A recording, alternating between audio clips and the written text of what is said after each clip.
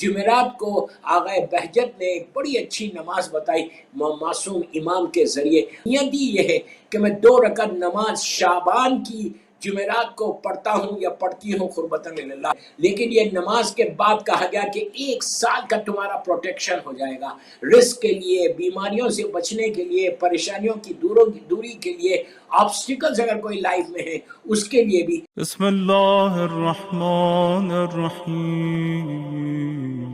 بس be be حکیمہ خاتون کہتی ہیں پہلی غیبت جب پتہ چلا کہ نبی موسیٰ کی ماں کی طرح ان کی پریگننسی کو چھپایا گیا تھا، بی بی حکیمہ خاتون کہتی ہے کہ میرا بیٹا امام حسن عسکری علیہ السلام دوسرے حجرے میں عبادت کر رہے تھے، میں اور نرجس دوسرے حجرے میں عبادت کر رہے تھے. رات کا ایک حصہ ٹلا، بالکل رات جب ڈھلنے لگی تو میرے دل میں خیال آیا، صرف دل میں خیال آیا. کیا خیال آیا؟ کہ میرے بیٹے نے کہا ہے کہ ولادت ہونے والی ہے اور رات پوری ڈھل رہی، ابھی تک تو ولادت نہیں ہوئی. صرف دل میں خیال آیا. دوسرے حجرے سے 11ویں امام نے پکار کے کہا کہ پھوپھی اماں، اللہ نے جو وعدہ کیا ہے وہ وعدہ پورا ہونے والا ہے. بس یہ کہنا تھا. بی بی حکیمہ خاتون کہتی ہے کہ آپ دیکھیں کہ خیال آیا اور امام نے دوسرے حجرے سے ان کو جواب دے دیا. بس فجر سے کچھ دیر پہلے بی بی حکیمہ خاتون کہتی ہے کہ پورا حجرہ نور سے منور ہو گیا، برائٹ ہو گیا، روشن ہو گیا. اتنی روشنی ہوئی، ہمارے سامنے ایک نور کا پردہ آ گیا کہ مجھے سمجھ میں نہیں آ رہا. دیکھیے دوستو، آج روشنی کا تصور نہیں ہے، اس لیے نہیں ہے روشنی کا تصور کہ ہر طرف لائٹس ہے. اس زمانے میں کینڈلز کا زمانہ تھا، چراغ کا زمانہ تھا، اندھیرا زمانہ تھا، روشنی نہیں ہوتی تھی. لیکن ہر معصوم کی ولادت کے وقت روشنی ہوئی ہے، ایک سپارک نہیں ہوا بلکہ روشنی ٹھہری رہی. اسی طرح جب زمانے کا امام دنیا میں آیا تو پورا حجرہ روشن ہو گیا. بی بی حکیمہ خاتون کہتی ہیں کہ آہستہ آہستہ وہ روشنی ختم ہوئی. روشنی ختم ہونے کے بعد پھر میں نے دیکھا کہ ایک چھوٹا سا بچہ ہے جو اپنی پیشانی کو زمین پہ رکھ کے اللہ کی وحدانیت کا اعلان کر رہا، رسول کی رسالت کا اعلان کر رہا. امام علی علیہ السلام سے لے کے 11ویں امام تک ہر امام کا نام لے کے ان کی ولایت کا اعلان کر رہا. اس کے بعد بی بی نرجس خاتون نے اپنے اس شہزادے کو، اپنے اس بچے کو اٹھایا، سینے سے لگا کے سیدھا کپڑے میں ریپ کر کے یہ سیدھا لے کر آئیں دوسرے حجرے میں حکیمہ خاتون کے ساتھ 11ویں امام کو حوالے کیا. 11ویں امام نے اپنے اس فرزند کو لیا، سینے پہ لیا، لے کے اپنی زبان 12ویں امام کی منہ میں دے دی. یہ ہر معصوم کا طریقہ تھا کہ جب دنیا میں آتے تھے تو پہلا جو غذا پہنچتی تھی وہ لواب دہن پہنچتی تھی. اللہ کے رسول نے امام علی علیہ السلام کو بھی دیا تھا، اور مولا علی نے علیہ السلام نے مولا حسن، اللہ کے رسول نے اسی طرح ہر امام نے اپنے اس بچے کو دیا. 11ویں امام نے بھی وہی کیا کہ زمانے کے امام کے منہ میں اپنی زبان دی. اس کے بعد اب روایت جو شروع ہو رہی یہ بی بی نرجس خاتون سے شروع ہو رہی. بی بی نرجس خاتون کوٹ کرتی ہے کہ میں نے دیکھا کہ پڑوس میں ایک حجرہ تھا، ہمارے گھر میں ایک روم تھا، وہاں پہ میں نے کچھ برڈز کو دیکھا. انہیں بڑے بڑے وائٹ کلر کے ونگز ہیں، ان کے وائٹ کلر کے برڈز ہیں. میں حیرت میں تھی کہ یہ پرندے یہاں پہ کیسے آ گئے. 4-5 پرندوں کو دیکھا کہ جو حجرے کے اندر بیٹھ ہے اور اپنے ونگز کو، اپنے پروں کو ہلا رہے. بس میرے شوہر 11ویں امام نے میرے اس بچے کو اٹھا کے جو بڑا پرندہ تھا اس کے حوالے کیا. اس نے اس میرے بیٹے کو اپنے ونگز میں، اپنے پروں میں ایسا کیا، ایسا کر کے ہوا میں اڑنے لگا. اڑتے ہوئے چلا گیا تو میری آنکھوں میں آنسو آ گیا. میں نے اپنے شوہر سے پوچھا، یعنی 11ویں امام سے پوچھا کہ آپ نے کس کے حوالے کر دیا، یہ کون پرندے ہیں؟ تو اس وقت 11ویں امام نے مسکرا کے کہا کہ نرجس، یہ پرندے نہیں ہیں، یہ خود سی فرشتے ہیں. جیسے تمہارے بیٹے کا زمین پہ انتظار ہو رہا، اسی طرح اس بچے کا انتظار آسمانوں میں ہو رہا.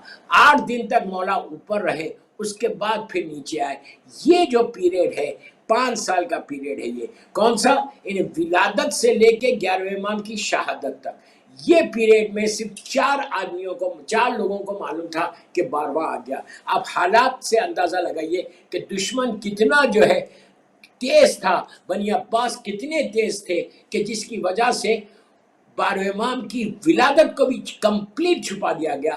روایت میں ہے کہ صرف 11ویں امام کو معلوم تھا، بی بی نرجس خاتون، بی بی حکیمہ خاتون، یہ 3 تو معصوم ہیں. ایک کنیز کے بارے میں نام ہے یا کسی غلام کے معاملے. انہیں ٹوٹل 4 آدمی کو پوری دنیا میں معلوم تھا کہ 12واں آ گیا. کسی کو فیملی میں کسی کو نہیں معلوم تھا، اس لیے کہ حالات اتنے خراب تھے. زمانے کے امام کو معتمد باللہ کی حکومت ہے، وہ چاہتا ہے کہ امام کو شہید کر دے. 11ویں امام کو اس نے 28 سال کے اندر شہید کر دیا تھا وہ ظالم نے. پھر 12ویں کو تو چاہتے ہی نہیں تھے کہ 12واں آئے. روایت کا جملہ ہے کہ 11ویں امام کا جو حجرہ تھا اس کے پیچھے ایک حجرہ تھا، اس حجرے میں بی بی نرجس خاتون ہمارے زمانے کے امام کو لے کے رہتی تھی. بس پہلی مرتبہ جو پبلک میں امام آئے، انہیں پہلی مرتبہ پبلک کو جو معلوم ہوا، لوگوں کو جو معلوم ہوا کہ 12واں آ گیا، اس لیے کہ حکومت یہ چاہتی تھی کہ 12واں نہ آئے. اسی لیے 11ویں امام کو مسلسل قید میں رکھا، 10ویں امام کو بھی ہاؤس اریسٹ کر کے رکھا تھا. آج جو مولا کا روضہ ہے سامرے میں، وہ 10ویں امام کا گھر تھا، وہیں پہ مولا کو رکھ دیا تھا اور وہیں 11ویں امام بھی تھے. یہ حکومت یہ چاہ رہی تھی اس لیے کہ اللہ کے رسول کی حدیث ہے کہ میرے بعد میرے 12 جانشین ہوں گے، اور پورے نام لیے تھے اپنے، قریش میں ہوں گے. تو اب ان کو پتا تھا کہ 11واں تک تو آ گیا، اور اللہ کے رسول نے یہ بھی کہا تھا کہ جب 12واں آئے گا وہ ظلم کو ختم کرے گا اور عدل کو نافذ کرے گا. تو یہ جانتے تھے کہ یہ لوگ کتنے بڑے ظالم ہیں، اسی لیے ان کو یہ چاہتے ہی نہیں تھے کہ 12واں آئے.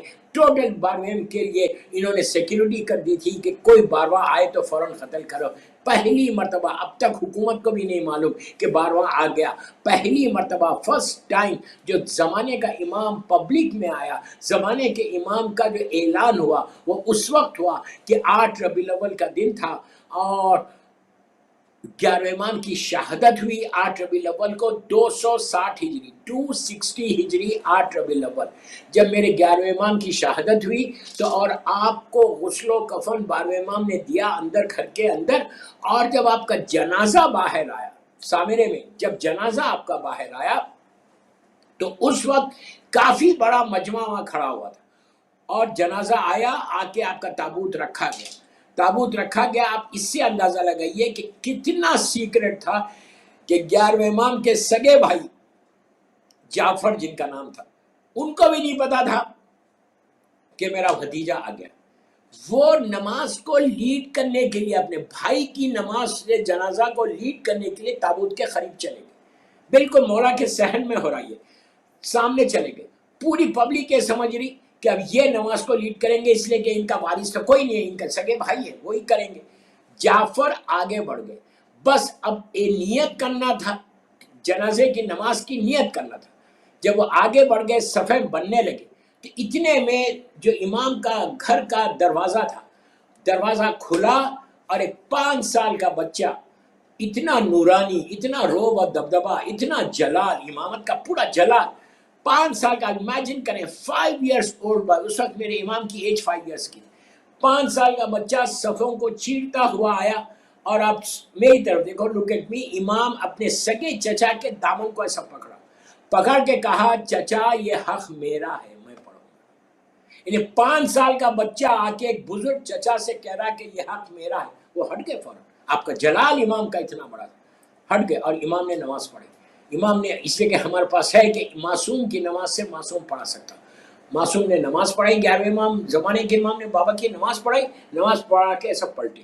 خمس سے کچھ لوگ آئے ہوئے تھے سوالات کو لے کے، کچھ خمس کی پیسے کو لے کے. امام نے 5 سال کے امام نے ان کے سوالات کے جوابات دیے.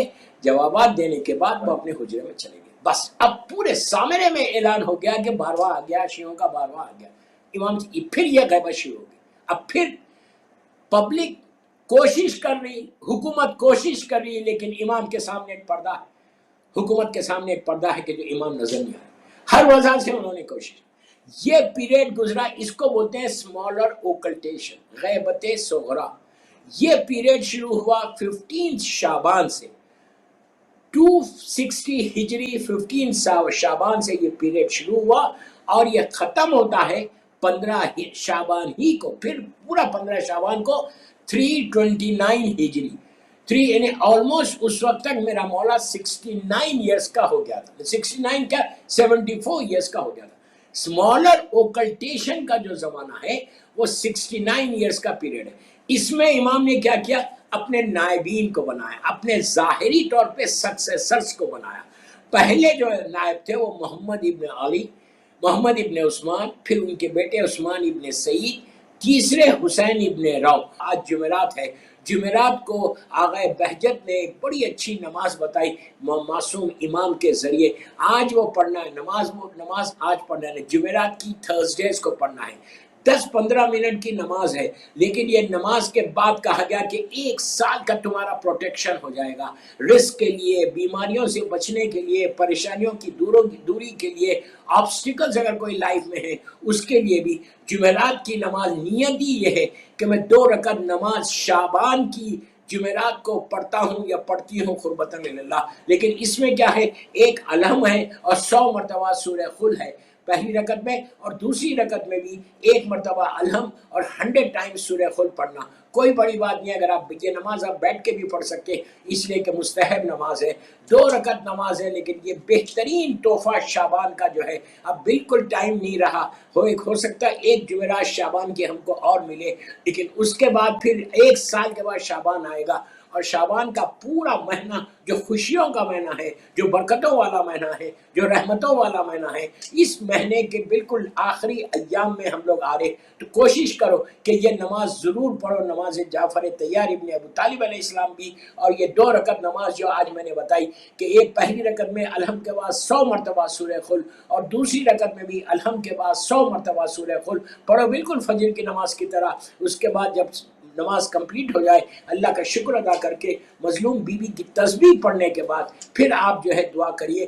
شعبان کی ساری برکتیں، یہ مہینہ اللہ کے رسول سے منسوب ہے، تو یہ اتنی برکتوں والا یعنی رحمت للعالمین کا مہینہ ہے، تو اب اندازہ لگائیے جس مہینے کو منسوب کر دیا رحمت للعالمین سے، تو آج رحمت کو لینا ہے۔ شب جمعہ نہیں، آپ جمعرات کے دن میں پڑھے بھی، لندن میں یا امریکہ میں کوئی مجھے سن رہا، کینیڈا میں مجھے کوئی سن رہا، وہاں پہ جو دن ہے وہ لوگ پڑھ سکتے ہیں، آپ بھی پڑھ لیں، کوئی حرج نہیں ہے۔ ابھی آپ کے پاس 8 بجے، لیکن آپ یقین کرو، آپ پڑھنے کے بعد آپ کو اندازہ ہوگا کہ اس نماز کی برکت کیا ہے، اس نماز کی رحمت کیا ہے۔